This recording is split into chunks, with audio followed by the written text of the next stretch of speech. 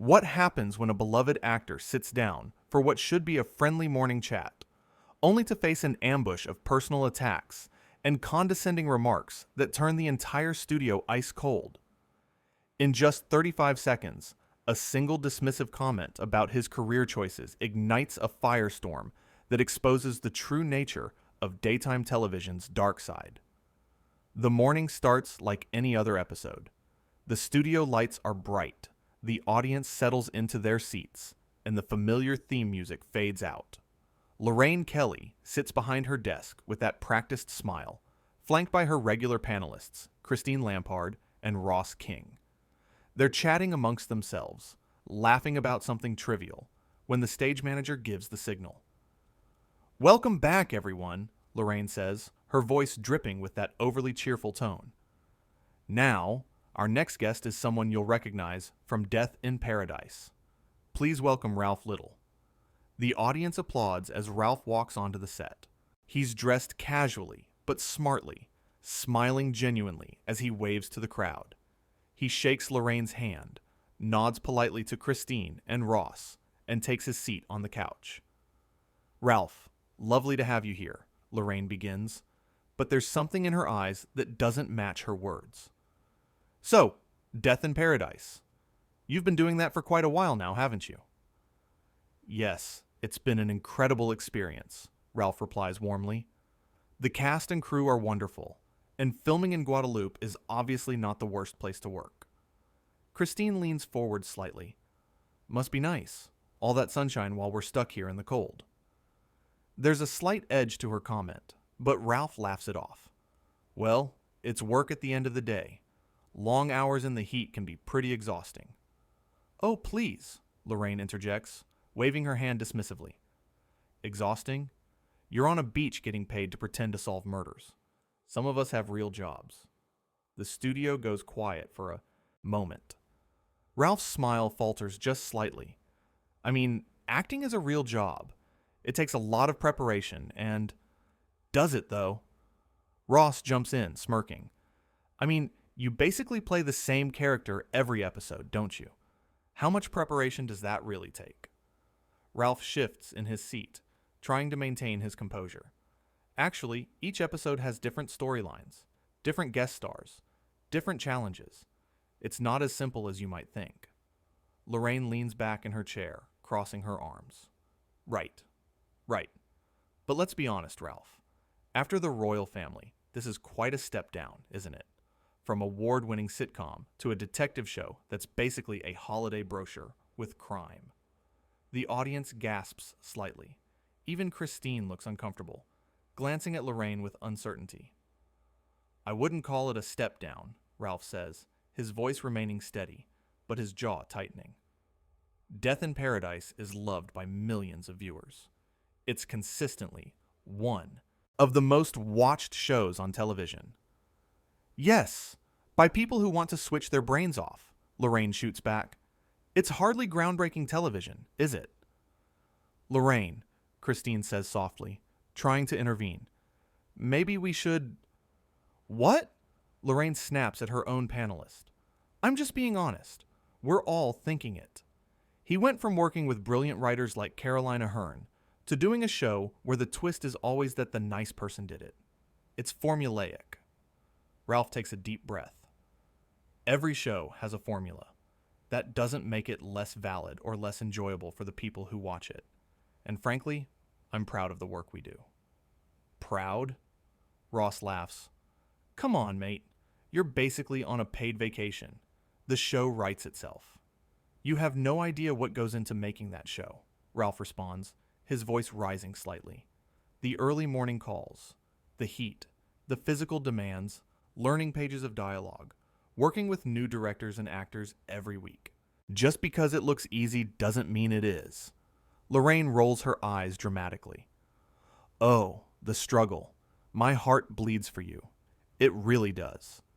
Meanwhile, there are people doing real work, real journalism, real entertainment, and you're complaining about having to remember lines in Paradise. "I'm not complaining," Ralph says, trying to keep his voice level. "You asked me about the job, and I'm being honest about what it entails. But apparently, honesty only works one way here. What's that supposed to mean? Lorraine snaps. It means you want me to be honest about my experience. But when I am, you twist it into something negative, Ralph explains. You asked about the show, I answered. You asked about the work, I told you. And every single answer has been met with sarcasm and contempt. Ross leans back in his chair with a smirk. Maybe the problem is your answers. Ever think of that? My answers?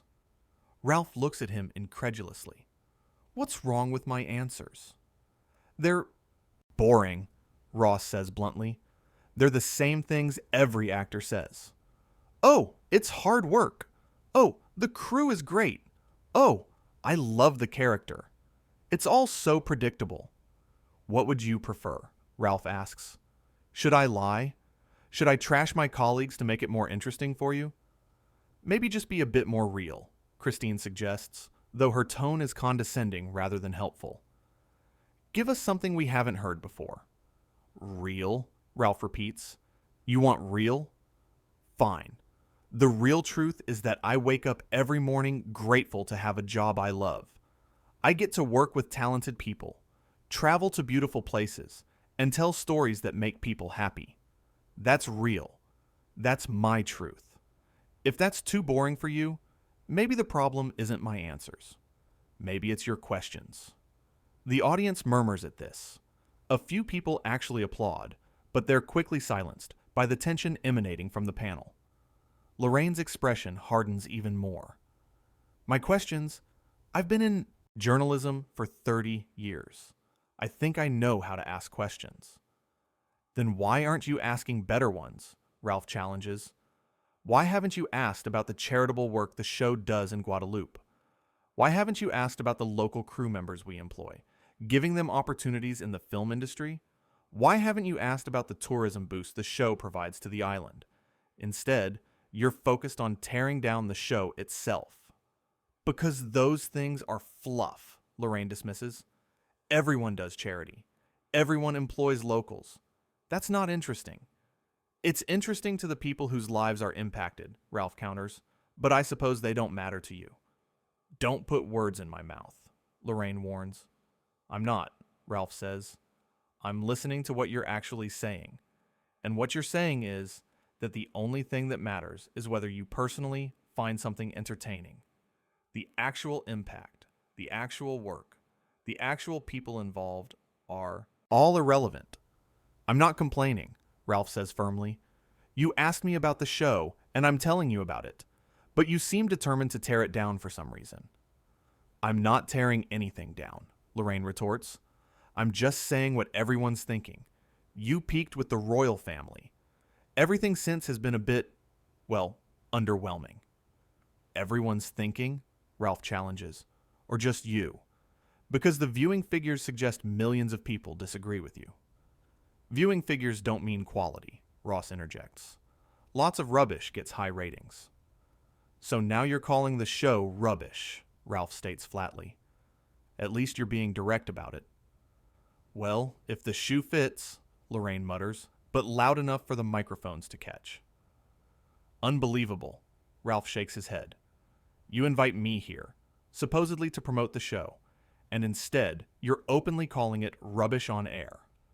Do you treat all your guests like this? Only the ones who need a reality check, Lorraine fires back. A reality check? Ralph's voice rises. The reality is that the show is successful. The reality is that it employs hundreds of people. The reality is that it brings joy to millions of viewers. What reality are you living in where that's not enough? Christine shifts uncomfortably. I think maybe we're getting a bit heated here. You think? Ralph looks at her directly. You've been sitting there this whole time, making little digs and snide remarks. At least Lorraine is being openly hostile. You're doing it with a smile, which somehow makes it worse. Christine's face flushes. I was just trying to have a conversation. No, Ralph says firmly. A conversation requires mutual respect and genuine interest. What you're doing is performing. You're playing the role of the concerned panelist while actually just piling on with everyone else. That's not fair, Christine protests weakly. Isn't it? Ralph asks. Name one thing you've said this entire interview that wasn't either a backhanded compliment or a veiled insult. Go on. I'll wait. The silence stretches out. Christine opens her mouth, closes it, then looks away. That's what I thought, Ralph says quietly. The tension in the studio is palpable now. The audience sits in stunned silence. Even the crew members are exchanging worried glances. That's incredibly disrespectful, Ralph says, his patience clearly wearing thin. Not just to me, but to everyone who works on that show. The writers, the directors, the crew, the other actors. We put our hearts into it. Christine tries again.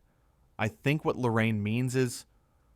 I know what she means, Ralph interrupts gently. And I know what she's doing. This whole interview was set up to be an attack. Don't be so sensitive, Ross adds with a condescending laugh.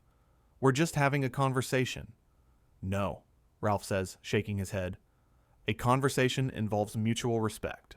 This is you three sitting here trying to belittle my career choices. For what? Entertainment? To make yourselves feel superior? Lorraine leans forward, her smile now completely gone. Superior? Please. I've been in this industry for decades. I've interviewed prime ministers, celebrities, real talent. I think I've earned the right to have an opinion about television quality. And I've been acting for decades, Ralph shoots back. I've worked with some of the best writers, directors, and actors in the business. I've won awards. I've created characters that people remember and love. So maybe, just maybe, I've earned the right to choose projects that make me happy, without being judged by someone who's never done what I do. Ross laughs mockingly. Oh, here we go. The artistic integrity speech. It's not a speech, Ralph says, his voice tight with controlled frustration. It's a simple fact. You sit here on your panel, commenting on other people's work, but what have you created? What have you put out into the world that you've poured your soul into? It's easy to criticize. It's much harder to actually do the work. I'm a journalist, Ross says defensively. I report. I analyze. That's what I do. And I'm an actor, Ralph responds. I create. I perform. I bring stories to life. Neither job is more important than the other, but at least I have the decency not to sit here and trash your work. Lorraine slams her hand on the desk. Enough of this. You're being ridiculous. I'm being ridiculous? Ralph stands up now, his composure cracking. I'm being ridiculous for defending my work, for standing up to three people who have done nothing but attack me since I sat down. We're doing our jobs, Lorraine insists. We're asking tough questions. Tough questions? Ralph's voice is loud now, filling the studio. Calling my work underwhelming isn't a tough question. Saying I've peaked and everything since is disappointing isn't a tough question. Suggesting I'm lazy and just coasting isn't a tough question. Those are insults. Those are personal attacks, and I'm done sitting here and taking them.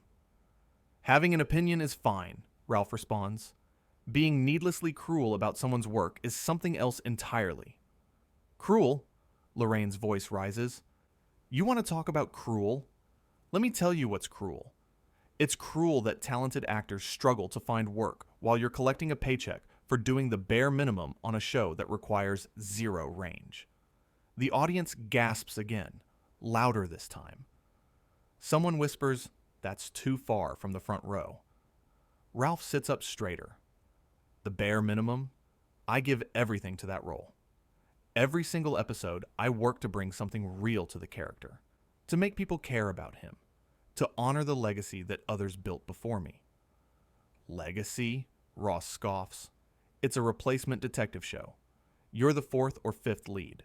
There's no legacy there. There is to the people who watch, Ralph insists. There is to the families who sit down together every week to enjoy something light and fun.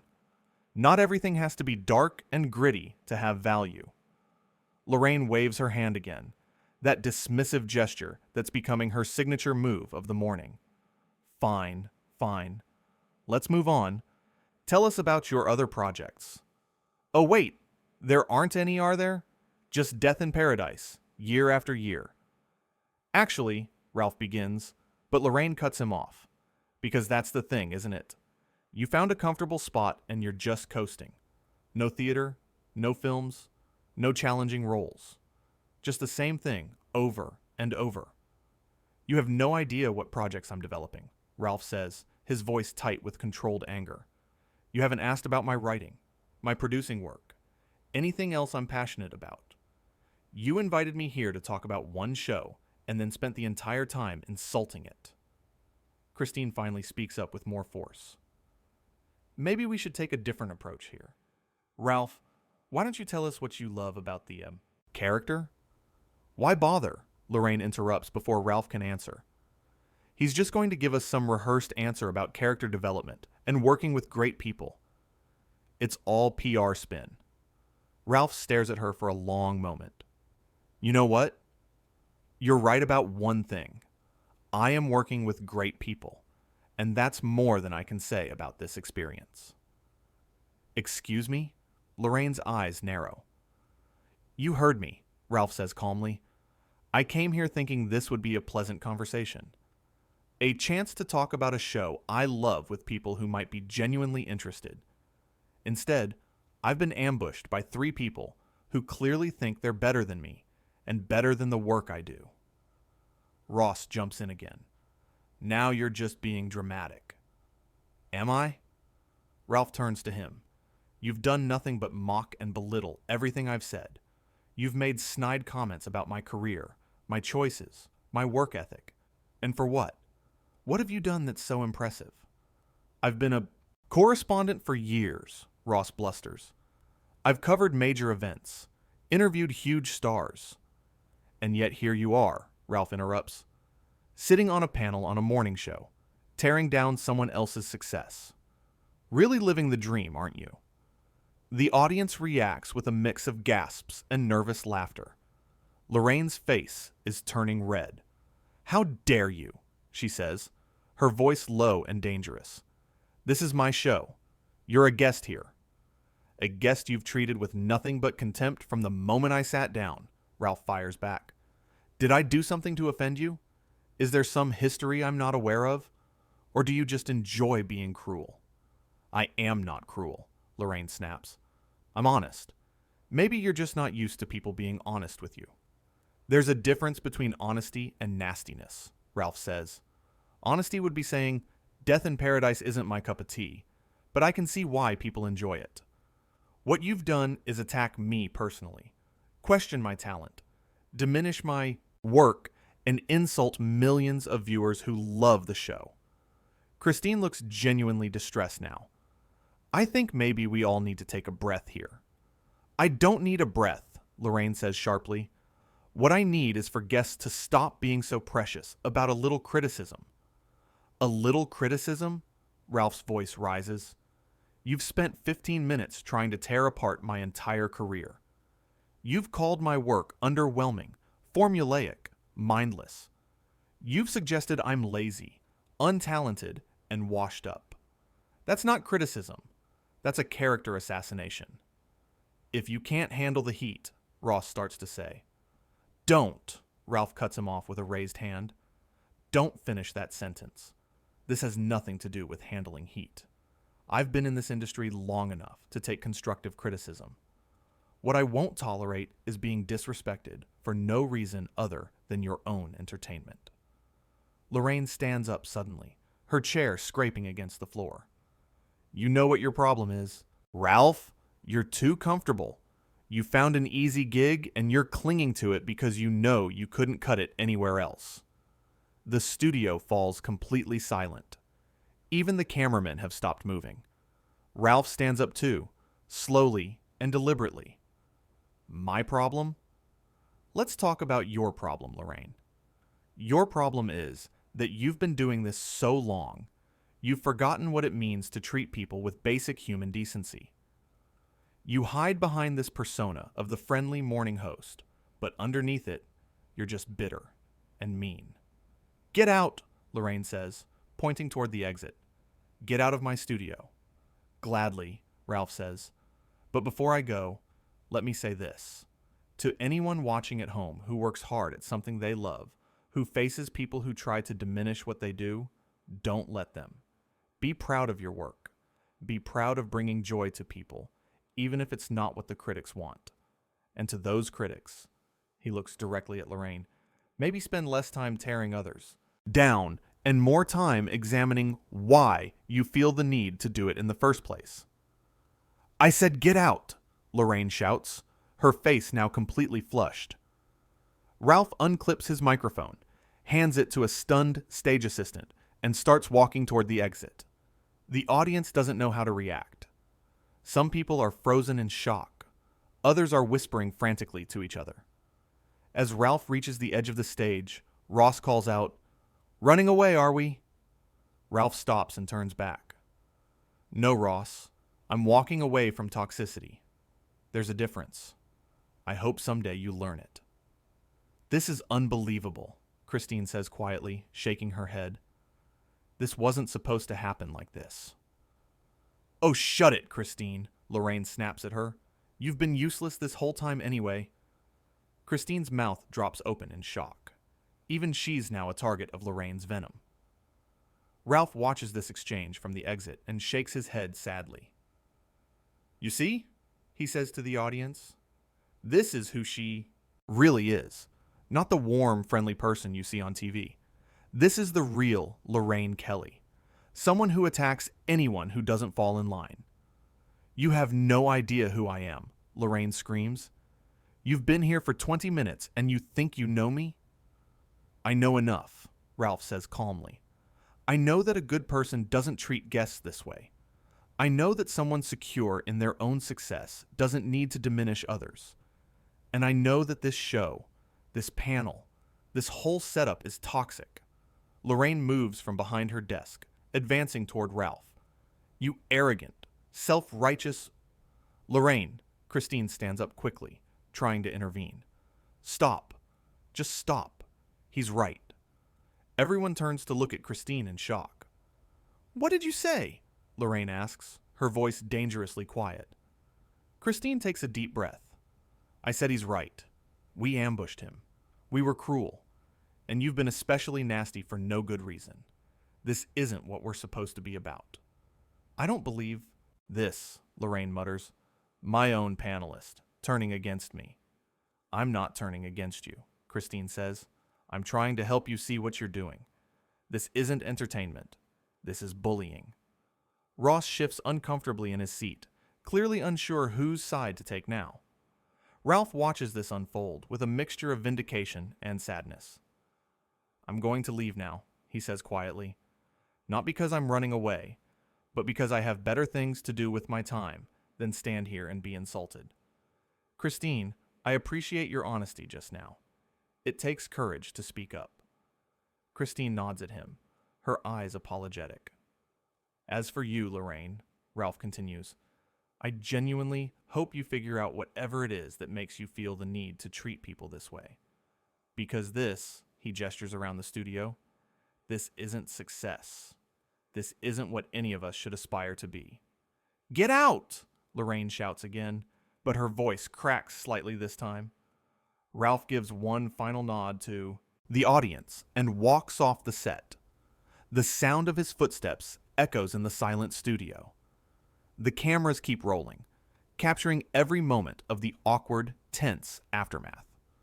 Lorraine stands in the middle of the stage, breathing heavily, her carefully constructed persona completely shattered. Christine sits back down, looking shaken. Ross stares at his notes, pretending to be busy with something. The audience remains silent, shocked by what they've just witnessed. Some people are recording on their phones, despite the no recording policy. Others are whispering to their neighbors, trying to process what just happened. A stage manager finally steps in, making a cutting motion across his throat to signal the cameras to stop, but the damage is done. The confrontation is over, but the image of Lorraine's true nature, exposed for everyone to see, will linger long after the lights go down. In the hallway outside the studio, Ralf walks steadily toward the exit, his head held high. A producer tries to approach him, probably to apologize or explain, but Ralf simply shakes his head and keeps walking. He's said everything he needed to say.